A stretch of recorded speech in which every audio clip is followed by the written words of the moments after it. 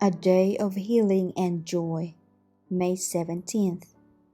But the ruler of the synagogue answered with indignation because Jesus had healed on the Sabbath, and he said to the crowd, "There are 6 days on which men ought to work. Therefore come and be healed on them, and not on the Sabbath day."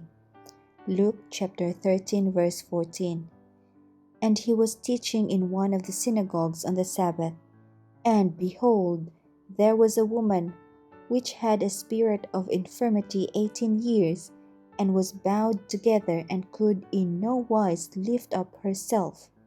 And when Jesus saw her, he called her to him, and said unto her, Woman, thou art loosed from thine infirmity. And he laid his hands on her, and immediately she was made straight, and glorified God.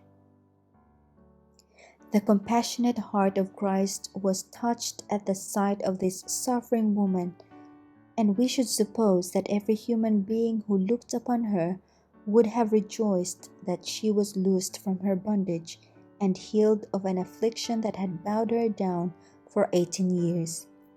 But Jesus perceived by the lowering, angry countenances of the priests and rabbis that they felt no joy at her deliverance.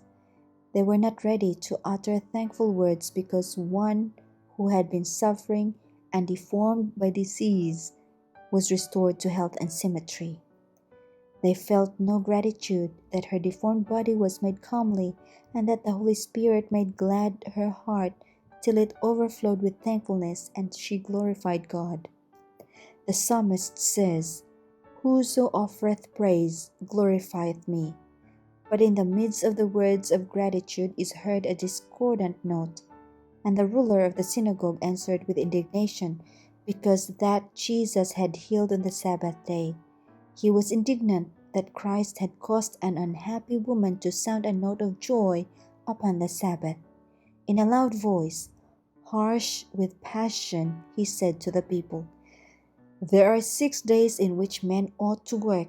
In them, therefore, come and be healed, and not on the Sabbath day." If this man had really had conscientious scruples in regard to the true observance of the Sabbath, he would have discerned the nature and character of the work that Christ had performed.